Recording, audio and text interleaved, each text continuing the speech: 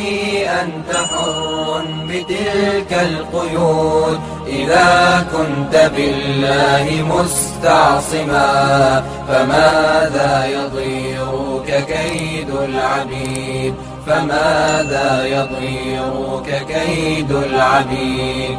أخي ستبيد جيوش الظلام، ويشرق في الكون فجر جديد، فأطلق لروحك إشراقها.